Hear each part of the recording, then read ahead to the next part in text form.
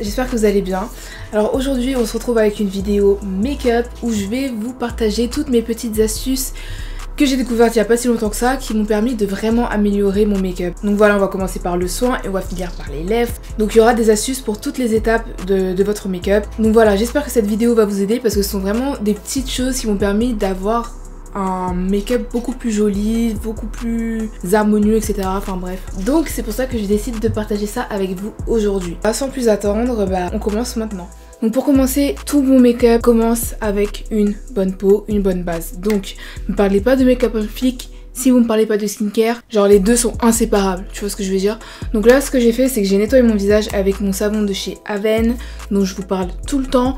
Ensuite j'ai exfolié ma peau avec un nouveau gommage de chez Caudalie que j'utilise depuis pas longtemps. Donc c'est la crème exfoliante désincrustante pour tout type de peau, etc.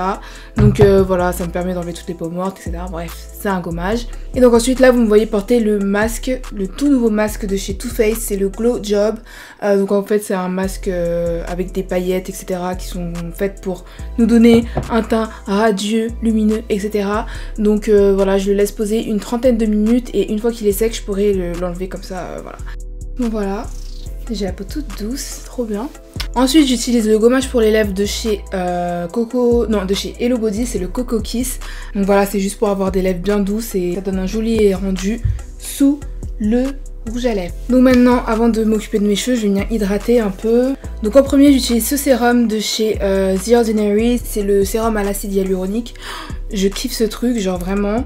Mélangé à ma crème, en fait ça me donne une peau ultra hydratée et tout, et en dessous du maquillage, je vous jure ça fait la diff. Après moi j'ai une peau, j'ai pas une peau sèche mais j'ai une peau normale, c'est à dire que même si je mets de la crème et tout, ça va pas me donner un rendu trop gras, tu vois. Et voilà, je préfère largement avoir un teint lumineux, glowy plutôt qu'un teint mat. Du coup voilà, je ne lésine pas sur les hydratants, etc. Je trouve que ça donne un super effet sous le make-up. Donc ça c'était le sérum. Donc par dessus je vais venir ajouter ma crème de chez Believe, dont je vous parle depuis peut-être un an, pour dire bientôt là. Franchement, bref, vous savez déjà ma base. Donc j'en mets un peu. Donc voilà, là je suis bien hydratée. Ok, donc maintenant on passe aux cheveux. Cette fois-ci c'est la bonne. Je vais venir les brosser un peu. Donc ce sont des mèches de chez Dessoir Air, Dessor, je sais pas comment ça se dit.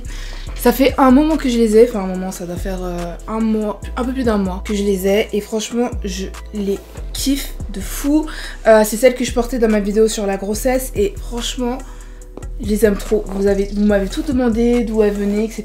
Et voilà, elles viennent de là-bas. Donc ce sont des mèches indiennes lisses. Je pense que j'ai 30 pouces. C'est une perruque que j'ai fait toute seule, c'est une laisse frontale, enfin bref, c'est toujours la même chose. Mais vraiment ces mèches, je les kiffe, elles sont archi douces. Enfin là elles sont moches parce qu'elles sont pas coiffées.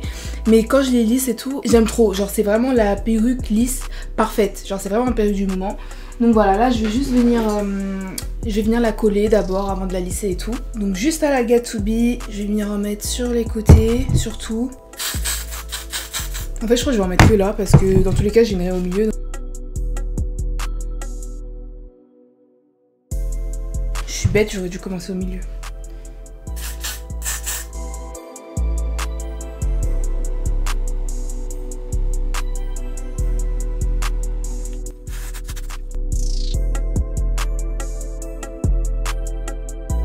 Si vous voulez une raie bien plate, ce que je vous conseille de faire, c'est de prendre votre sèche-cheveux, tout simplement, de le mettre sur le niveau le plus chaud et de faire ça.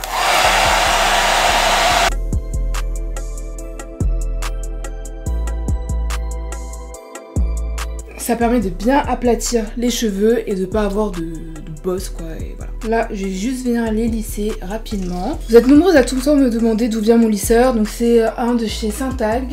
On me l'avait envoyé, c'est pas du tout à combien il est, mais voilà, il est bien, franchement c'est ce que j'utilise depuis là. Et voilà, Syntag. Donc avant de lisser, je vais venir appliquer mon sérum de chez Chi. C'est juste un sérum pour la chaleur. J'en mets partout. Elles sont longues les mèches, hein, regardez. J'aime trop le noir, simple, lisse, tu vois. C'est une valeur sûre en fait.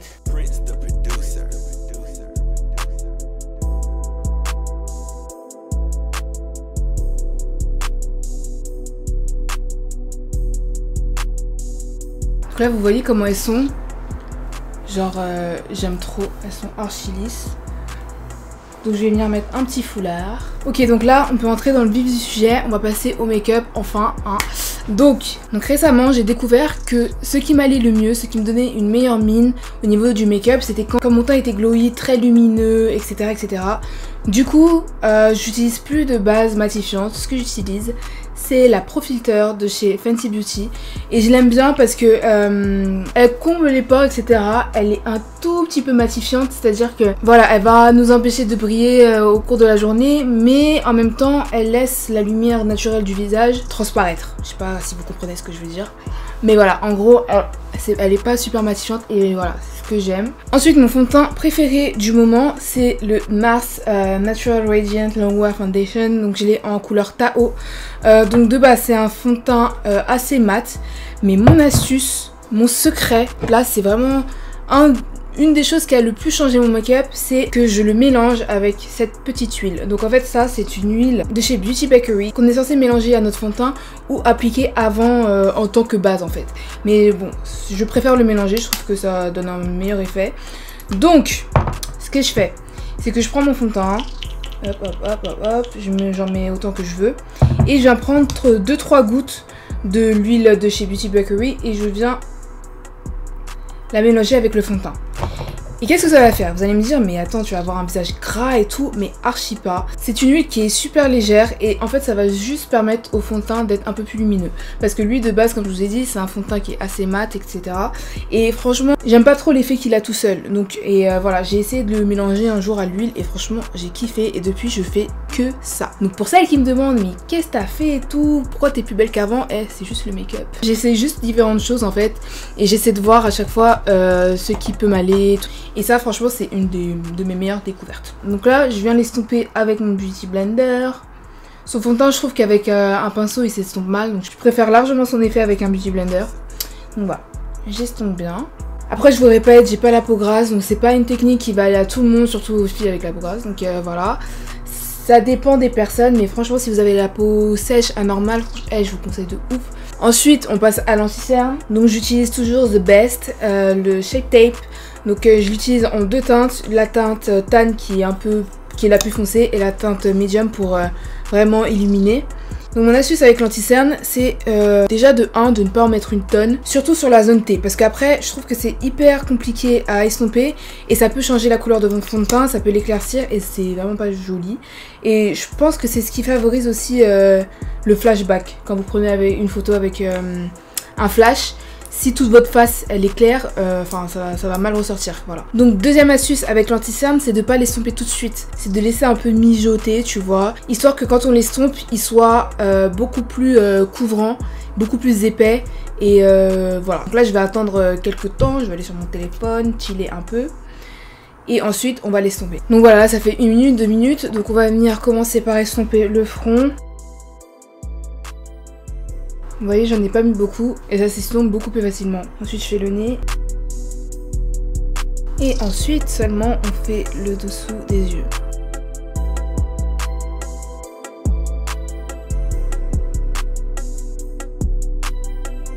Ce qu'il faut faire aussi pour que tout soit bien estompé, bien homogène, etc. C'est, vu que vous avez appliqué votre fond de teint avec les fesses du Beauty Blender, vous prenez les fesses du Beauty Blender où il reste un peu de fond de teint et vous venez estomper l'anti-cerne comme ça pour que tout se fonde. Voilà.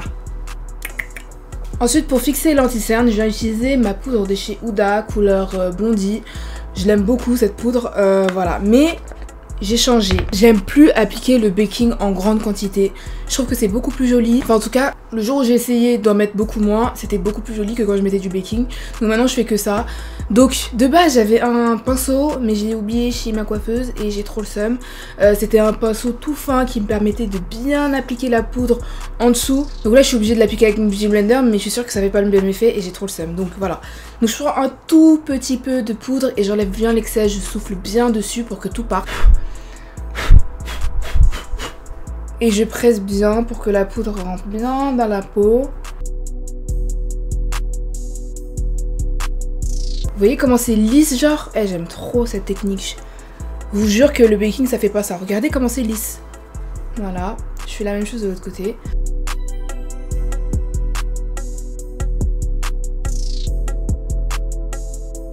C'est Là c'est flawless là. Là y a rien à dire. C'est archi lisse. Donc ensuite j'en mets partout où j'ai mis de l'anti-cerne.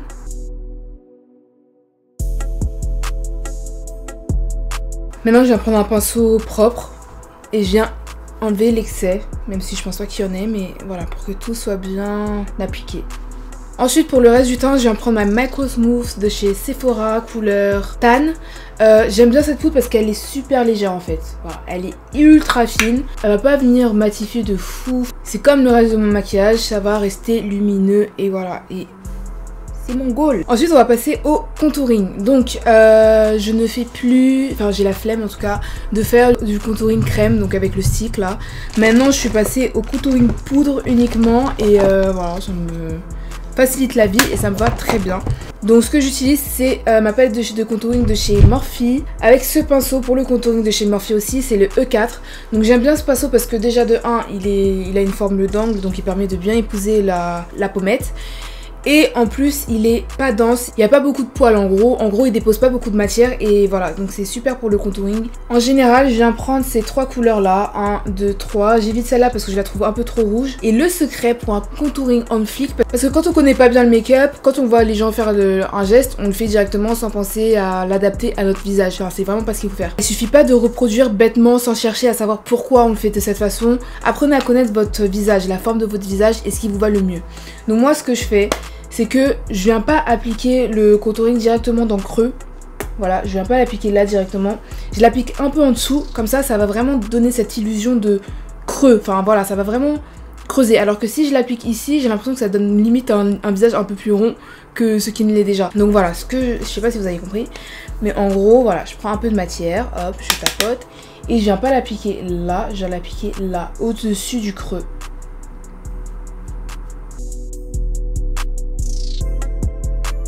Et ensuite j'estompe sur le front.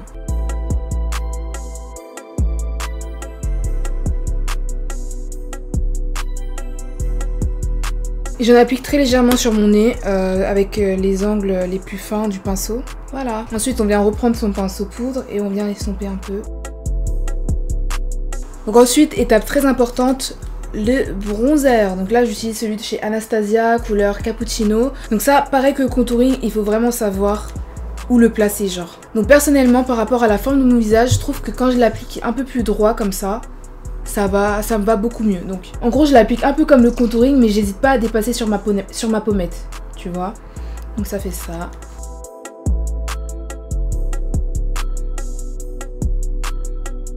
Voilà pour le teint, en gros ça donne ça. Ensuite on va passer aux sourcils. Donc le débat sourcils avant ou après le teint, je pense qu'il sera éternel. Franchement c'est chacun sa technique.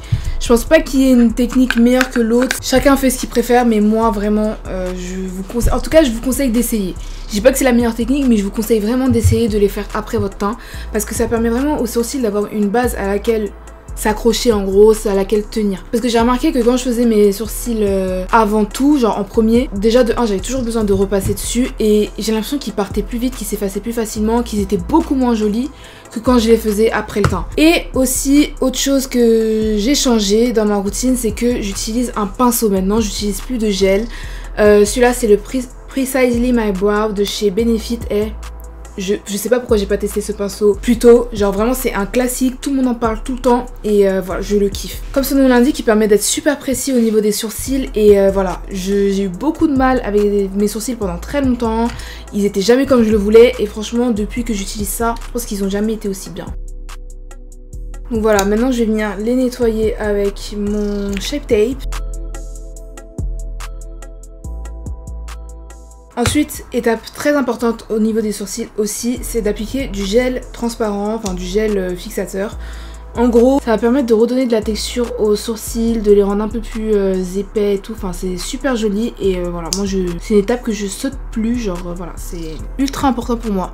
Donc là, j'utilise celui de chez Givenchy, c'est le Mr. Bois Groom. Donc maintenant, on va passer aux yeux. Donc je vais utiliser ma base de chez MAC, couleur Painterly, donc c'est la base que j'utilise depuis toujours presque. Le truc c'est que avant je pensais qu'il fallait la matifier, enfin je matifiais ma base et tout, pour que les fards s'estompent mieux, enfin pour qu'ils glissent en gros sur l'œil. Mais en fait c'est pas ce qu'il faut faire, il faut laisser la base collante pour que les fards soient plus pigmentés et qu'ils tiennent mieux. Et ouais, donc c'est ce que je fais depuis un petit moment et je trouve que c'est beaucoup mieux, donc voilà. Ne matifiez pas vos bases. Donc aujourd'hui je vais venir utiliser la palette de James Charles, je suis tellement contente de l'avoir reçue. Je ne l'ai pas encore testée, elle ressemble à ceci. Elle est magnifique. Vraiment, c'est un bijou. Genre, en fait au début, elle m'impressionnait pas tant que ça. Enfin, je me disais, oh, elle est pas si exceptionnelle que ça. Mais en la regardant et en regardant plus de tutos, je me suis rendu compte qu'en fait non, en fait c'est une palette où il y a tout, tu peux tout faire avec. Donc ouais, franchement je suis trop contente de l'avoir. Et donc aujourd'hui je vais venir faire un look qu'il a fait sur sa chaîne. C'était dans sa vidéo où il recréait les looks de ses abonnés. Et c'était un smokey eye super beau. J'ai dit ça, il faut que je le fasse. Donc je vais commencer avec ce marron. Donc il n'y a pas les noms, hein, j'ai la flemme de les dire à chaque fois. Donc voilà, bear with me.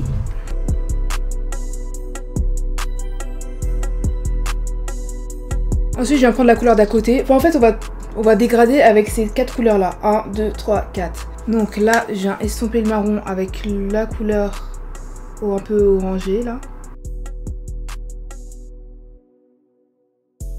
Purée, qu'est-ce qu'il est pigmenté ce marron, c'était incroyable. Et j'ai même pas beaucoup de chutes, genre je pense que j'ai fait un très bon investissement. Et je l'ai eu sur Cult Beauty pour celles qui se demandent. Parce que sur Morphe j'ai l'impression qu'elle est tout le temps out of stock. So...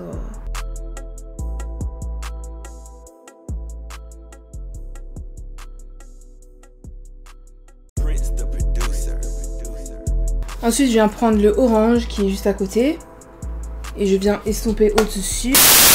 Donc ça sera la couleur de transition en gros.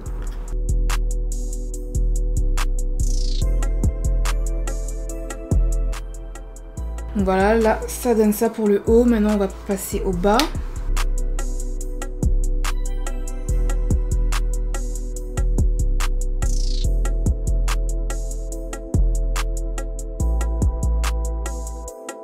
Et ensuite, le truc qui va apporter un peu de peps, enfin ça va pas être un smokey classique en gros, c'est que je vais venir ajouter une petite couleur, comme je l'ai fait en fait, une petite couleur à l'intérieur de l'œil. Donc je vais rajouter du rose, vu que je suis en rose, ça va être super. Et ça c'est un truc que je vois souvent en ce moment et j'aime trop, c'est trop beau. Donc voilà, là je vais venir mettre ce rose fluo, il est ultra fluo, il est aussi fluo que mon haut presque. Je vais venir le mettre à l'intérieur de l'œil comme ça.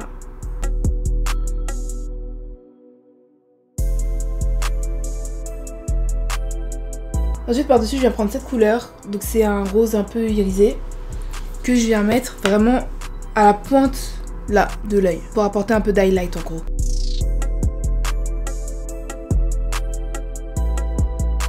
Maintenant je vais venir mettre un peu de mascara. Je vais pas mettre d'eyeliner aujourd'hui. Avant pour moi l'eyeliner c'était un indispensable, mais là j'essaie de me maquiller un peu sans et je trouve que des fois c'est même mieux sans. Donc là je vais pas en mettre. J'ai juste des faux cils super fournis en fait. Et le mascara que j'utilise c'est le It Cosmetics. Donc là j'ai ceux-là de chez Visofree, je sais même plus quel nom ils ont, mais bon, on va mettre ça. Donc voilà pour les yeux, je suis grave contente de mon look, genre ça change de ouf. Et donc là on va passer au blush, je vais prendre un blush un peu rosé. Ensuite on va passer à l'highlight, et donc ce que je fais d'abord avant de mettre mon highlight, c'est que je passe un spray de Fix Plus. Hop. J'attends qu'il sèche un peu. Et ensuite je viens l'appliquer. Donc j'utilise mon highlight de chez Givenchy, c'est un de mes préférés. Parce qu'il donne un effet mouillé et voilà, c'est trop joli. Donc j'en mets là. Et le fait de mettre du Fix Plus avant l'highlight, c'est pour le faire ressortir et intensifier l'effet mouillé. Enfin, bref. Je me répète en gros, mais voilà. J'en mets juste là. Et ensuite, un plus petit pinceau et je viens faire juste un petit point sur le nez et à ce niveau-là. Et je viens mettre un peu sous le sourcil pour que ça brille un peu. Et on finit par les lèvres. Donc là, rien de spécial. Je vais juste venir faire un nude parce que je pense pas qu'on peut faire d'autres couleurs avec ce genre de look. Donc là, je commence par un crayon marron. J'essaie de vraiment bien dessiner mes lèvres pour qu'elles aient une jolie forme. Donc j'accentue, vous voyez ici, Je veux que ça soit plus bombé au niveau des coins là. Donc là le liquide lipstick que j'ai mis c'est le Knock on Wood de Dose of Color. Et là je vais venir prendre un petit pinceau et je vais venir mélanger le crayon au liquide lipstick. Donc voilà le final look. J'espère que mes petites astuces vont vous aider. Si c'est le cas, n'hésitez pas à me le dire sur Instagram, etc. Voilà, moi je suis grave contente de mon look. Je vais grave aller faire des photos pour Instagram. Et donc voilà, en attendant la prochaine vidéo, n'oubliez pas de vous abonner, de me rejoindre sur Instagram. Et on se retrouve dans la prochaine. Bisous!